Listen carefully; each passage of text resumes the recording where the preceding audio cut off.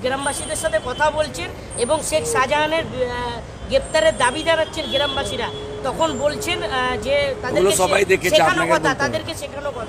তাদেরকে শেখানো কথা। তার উত্তর ওখানকার গ্রামবাসী মহিলারাই দিয়েছেন, আমাদের মুখ থেকে কেন শুনতে চাইছেন? এই যে গ্রামবাসীদের শেখানো কথার উত্তরও গ্রামবাসীরা দিয়েছেন, মহিলারা দিয়েছেন, আমাদের নতুন করে বলার কিছু না। ইডির কোর্টে বল ঠেলে দিয়ে বলছে যদি বলে তো রাজ্য পুলিশ 10 দিনে শেখ শাহজাহানকে ইডি কেন বলবে রাজ্য পুলিশকে? ইডি কলকাতা হাইকোর্টে গেছে সিবিআই তদন্তের জন্য, 6 মার্চ ডেট আছে। ইডি রাজ্য পুলিশকে বলবে কেন? এফআইআর তো রাজ্য পুলিশের হাতে। রাজ্য পুলিশ নয়, ওটার নাম মমতা পুলিশ। 10 দিনে গ্রেপ্তার করতে পারে। মমতা পুলিশ কখনো শাহজাহানদের গ্রেপ্তার করবে না। আমি যেদিন গেছিলাম সারাদিন ছিলাম, টিভিতে দেখেছেন আপনারা।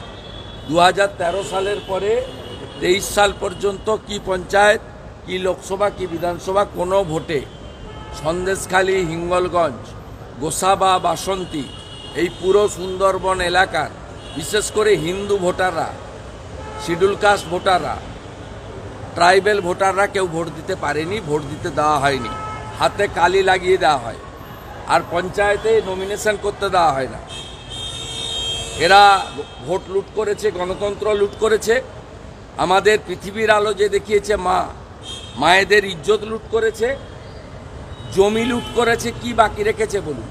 আর নরেন্দ্র মোদীজি যত স্কিম করেছেন, শৌচালয় থেকে আবাস যোজনা, একটা স্কিমও কোনো মানুষ সেখানে পায়নি, সব লুট করে নিয়েছে শাহজাহানরা। ছোট ছোট ক্যাম্প করে পুলিশ অভিযোগ শুনছে এবার গ্রামবাসীদের। ওসব ড্যামেজ কন্ট্রোল কিছু হবে না, কারণ এখন রাজ্য সভাপতি তো সুব্রত বক্সি নয়, রাজ্য সভাপতির নাম হচ্ছে রাজীব কুমার। কালকে সুজিত বসু এবং পার্থ ভৌমিক ওখানে গেছিলেন। ওরা এমন কোনো দলের নেতা নয় যে আমাকে উত্তর দিতে হবে। ক্ষোভের মুখে আমি এই কর্মচারীদের মালিক মমতা ব্যানার্জিকে হারিয়েছি। আপনাকে বলে দিচ্ছি, 11-র আগে বলা হতো ভুলতে পারি নিজের নাম, ভুলবো না কো নন্দীগ্রাম। এখন সবাই বলছে সন্দেশখালী করবে মমতার চেয়ার খালি।